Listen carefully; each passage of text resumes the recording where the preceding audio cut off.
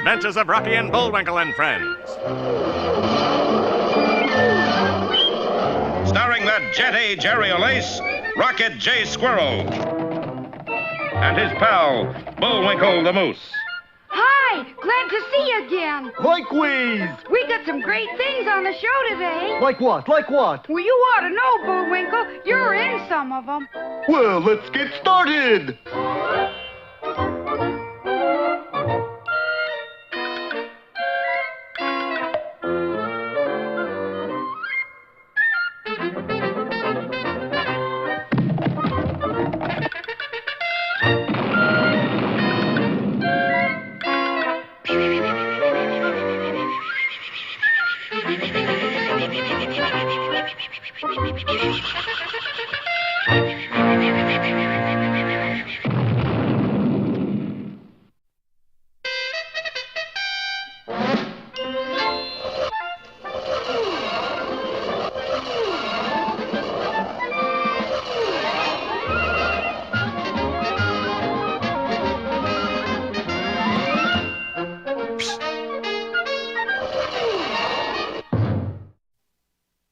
It all started, you remember, with a reappearance after 100 years of Maybe Dick the Wailing Whale. Maybe Dick made a steady diet of ocean liners and, of course, threw the shipping industry into a panic. That's when the big shipping tycoon, Pericles Parnassus, sent Rocky and Bullwinkle off in their frail craft to capture the Leviathan of the deep. The last we saw of Bullwinkle was a stream of bubbles from underwater, a stream that stopped ominously. Rocky leaped in to save Bullwinkle and instead found himself so weighed down by his diving equipment that he couldn't get back up. And Captain Peach Fuzz distinguished himself by being the only captain to go down ahead of his ship. Then, when everybody was underwater, the Athabasco, which had been left running by Captain Peach Fuzz, sailed out of sight. And on top of that, when we left Rocky last time, he had just been seized by a pair of sinister-looking claws. And now on with our laugh-packed adventure. You must laugh awful easy. Rocky found himself propelled swiftly along the ocean floor and straight toward a large underwater cliff. Hokey smoke, I'm going to be squashed. But just then a familiar figure came into sight. It's Captain Peach Fuzz. Stop! Unhand that squirrel. Oddly enough, the strange creature did let go of Rocky with one of its claws. Well, I guess you see now who's the boss. You are, sir. And with both our friends in its grasp, the mysterious deep-sea dweller again dashed at the cliff. But let us return for a moment to a tall building on a big city waterfront. Inside it is the walnut-paneled office of Pericles Parnassus. I paneled it in walnuts because I can't stand peanuts. How can you make jokes, however feeble, when we're on the verge of ruin? Because I sent it Rocky Squirrel and Bullwinkle Moose to get Maybe Dick, ain't it? But you know their ship will be swallowed like all the rest. That's right, sport. And inside of the ship is 20 tons TNT. When Maybe Dick swallows it, boom! But, Monsieur Parnassus, what about Rocky and Bullwinkle? I got special plan for them. But what that plan was, we'll never know, for at that moment... Mr. Parnassus, sir, the Athabasco is coming back into port at full speed. They chickened out, huh? I can't tell, sir. There's no one aboard. No one aboard? Rocky and Bullwinkle are gone? Looks that way. What shall we do? I suggest we all stand for a moment of silence. I suggest we send a wreath. Not too large. What about you, Mr. Parnassus? I suggest we run for our lives. But why? Because if that ship hits the dock, it'll be kaboom for all of us. And when I say kaboom, I mean kaboom! Now, there's something you don't see every day, Chauncey. What's that, Edgar? A lot of ship owners flying through the air. Nonsense, Edgar. Everybody flies these days. Without an airplane? Probably one of those champagne flights. Yeah. And meanwhile, what of our heroes under the sea? Yeah, what? Held fast by the strange creature, they drew closer and closer to the cliff wall. What could they do? We could close our eyes. But at the last minute, a small door opened in the cliff, and our heroes vanished from sight into solid rock. And now, where do we stand? Bullwinkle has disappeared. Rocky and Captain Peach Fuzz have disappeared. Good heavens, there's nobody left. Be with me next time, anyway, for Blank Night or the Age of Nothing.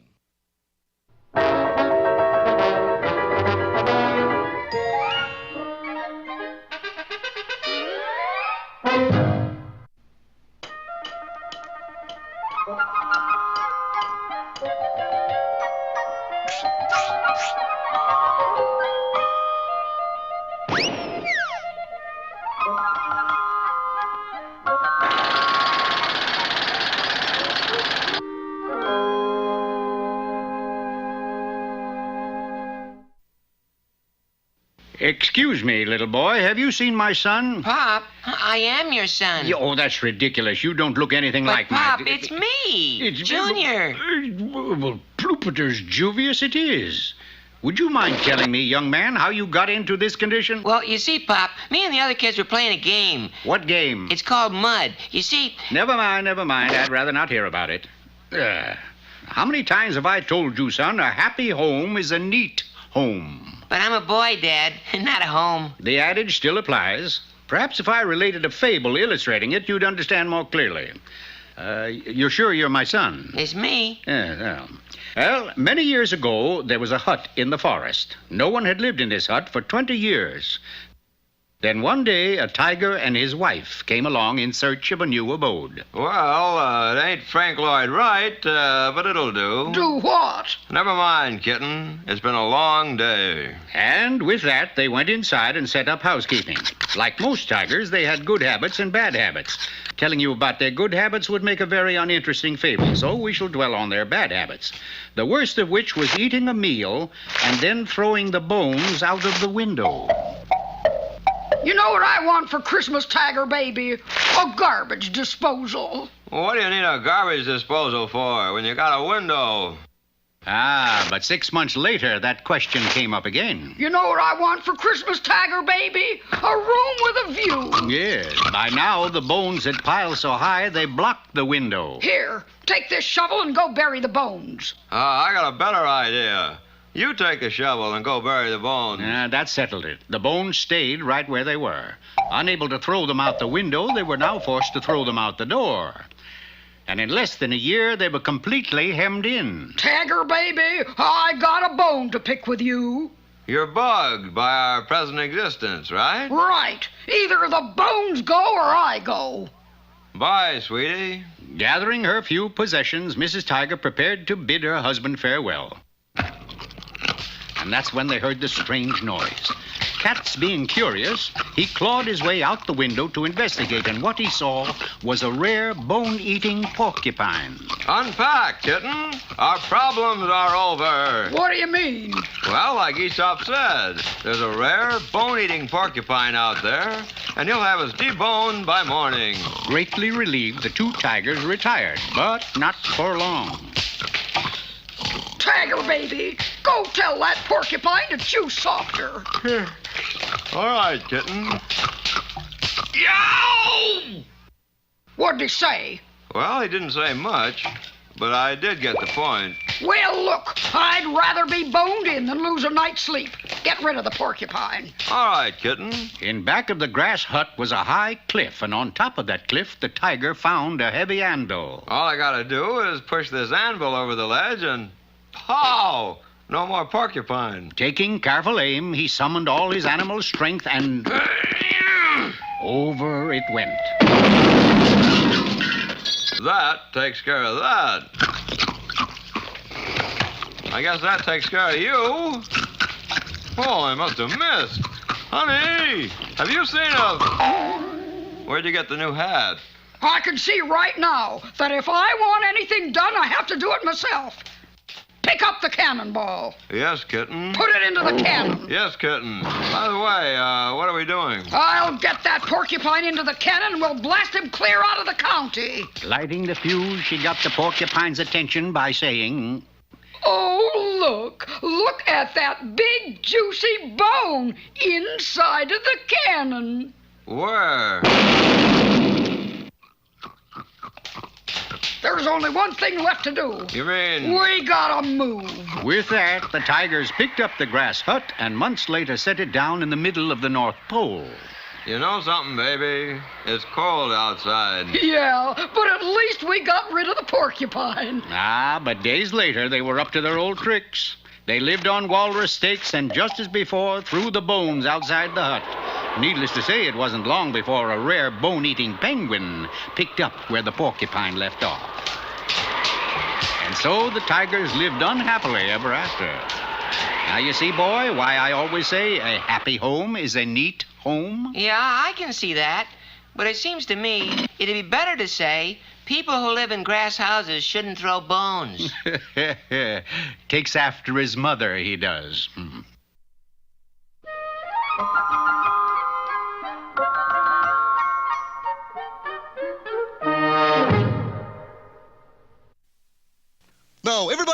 your right hands and repeat after me. I solemnly swear to be honest, loyal, brave, clean, and trustworthy. Just a minute, buddy. Something wrong? Wrong? Who, boy? What is this honest, brave, and loyal stuff? It's the new fan club oath. Maybe later on it mentions sly, nasty, and vile? Nope. Just honest, brave, clean, loyal, and trustworthy. What kind oath is that? You expect me to sell out, give up my way of life? I got low standards, you know. Come, Natasha, we start our own outfit. The Boris Bedenoff Fan Club. Well, what do you think of the new clubhouse? Is real eyesore, Boris. You really think so? You're not just saying that to make me feel good? Oh, I wouldn't kid you, darling. With little work, it could be blight our whole community. Think big, Natasha. We'll have Boris Bedenoff Fan Clubs blemishing whole country. New chapters festering up everywhere. How do we do this, Boris? How else? Advertise on television. Feeling grouchy, irritable, nasty? Then Boris's fan club needs you. Modern day clean living got you down? Want to strike a blow for foul play? Then join Boris Bedenoff Beast Corps. This was a paid fanatical announcement. Double your pleasure, double your fun. Join Boris's fan club and learn hit and run. Look, Natasha, he's working already. Look at those members. Yes, Boris, but can they be trusted? Trusted? Natasha, what a thing to say. Of course they can't be trusted. They're our kind of people.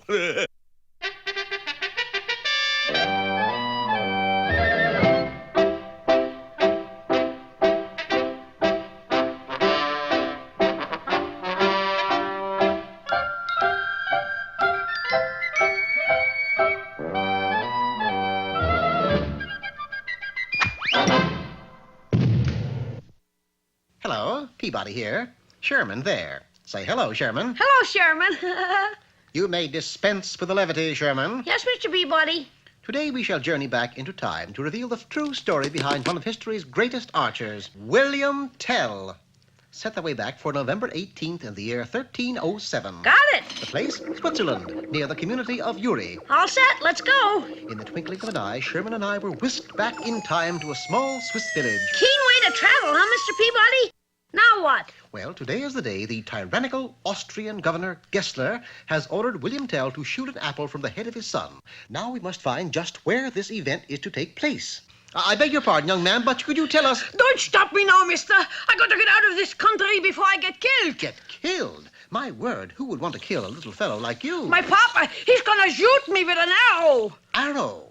Your father wouldn't happen to be William Tell, would he? Yeah, and he... You, Joey, where are you? Uh-oh, here he comes now. So, here you are, Joey, my son. I've been looking all over for you, kid. I happen to be Mr. Peabody. This is my boy, Sherman. Hi. And that is your little boy, Joey. And that is the reason I got to leave the country. Papa broke his glasses and can't see a thing. Golly, if he can't see without his glasses, he could never hit an apple on Joey's head, Mr. Peabody. Oh, don't worry. I got it all figured out. Just how I'm going to do it. Come on, I'll show you. With that, William Tell directed us to a small orchard not far away, and... Now, you see this apple tree here? The tree is over there. Oh. Yes, we see it. Well, I put every kind of plant food known to man on that tree, and look what happened. Gosh, Mr. Peabody, the apples on that tree are as big as watermelons. That's right. With an apple as big as that on my Joey's head, I can't miss. The theory seems correct, but I'm not too sure. Now, give me a hand, Sherman, and we shall see. Sherman and I lifted one of the huge apples and placed it upon the boy's head. But just as I had feared, the weighty winesap squashed the poor boy flat to the ground. As you can see, the big apple might be a popular dance, but as a solution to our problem, it's a dismal failure. Come, we shall try another approach.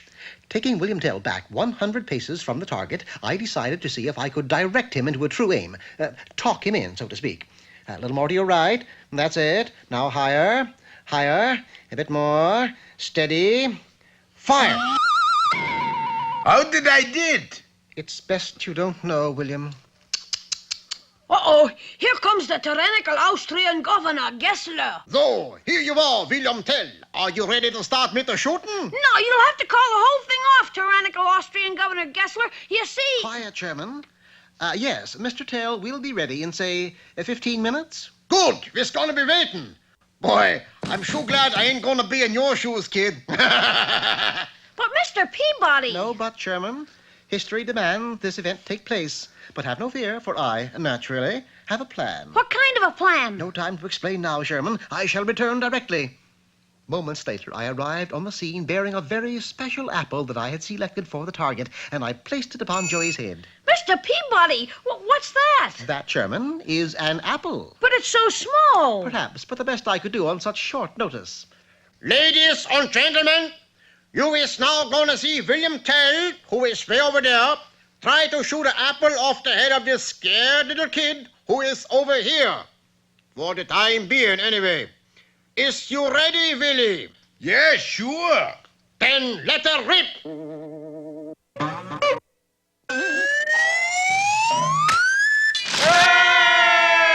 Wow, he did it! But you took an awful chance letting him try, Mr. Peabody. I leave nothing to chance, Sherman. You see, I took care to place this powerful little magnet inside the apple so the metal arrowhead would be attracted directly to it. He couldn't possibly have missed. Gosh, Mr. Peabody, that was brilliant. I know. So that's how William Tell became a famous Swiss hero. And because of his poor eyesight, a cause of eye trouble was named after him. A cause for eye trouble was named after William Tell? What's that, Mr. Peabody? Why, television. Of course, Sherman.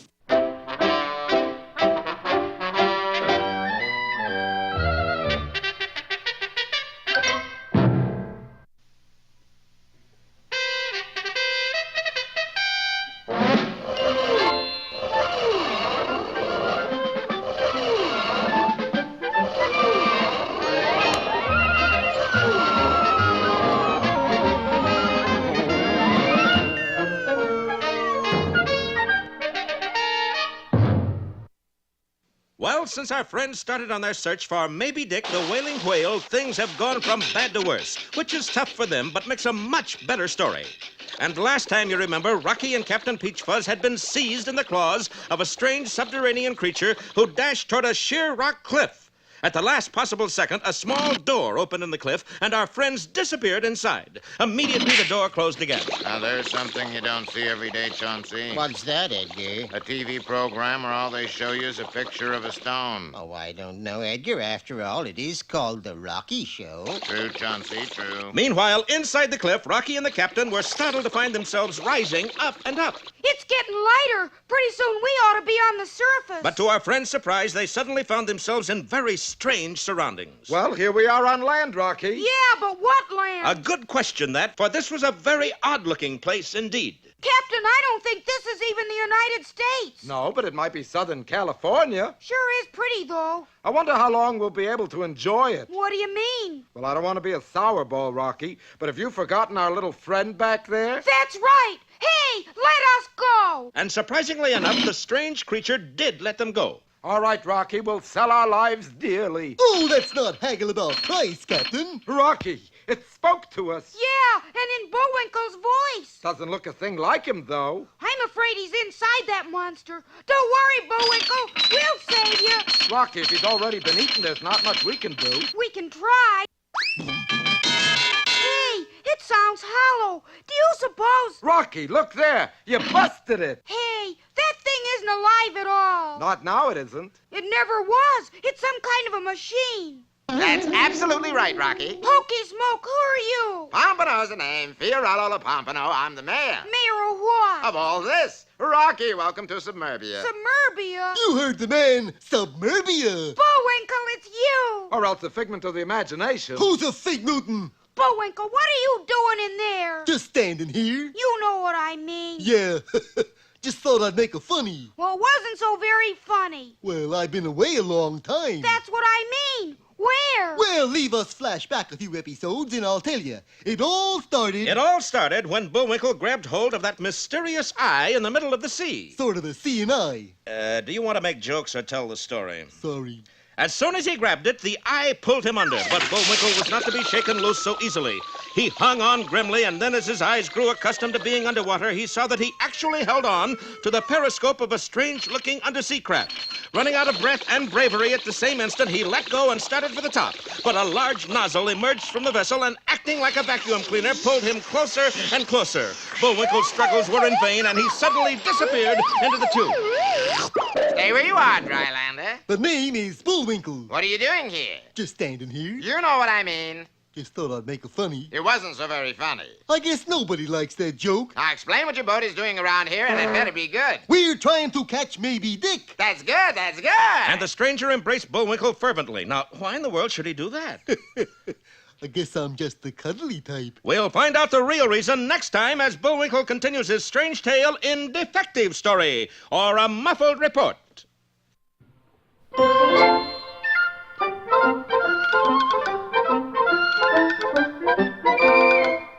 Well, I guess that about wraps up another Rocky show. Certainly hope you enjoyed it. I did. I always say. Bullwinkle, time for us to go. Already? Okay, but first, here are some of the people who made this show impossible.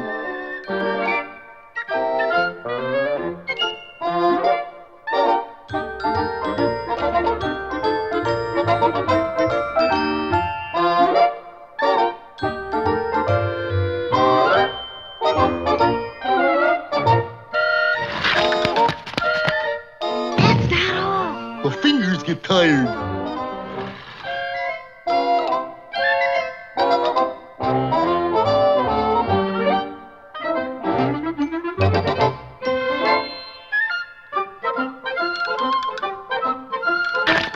Oop! Got away from me again. Well, see you next time. Ready, Bullwinkle?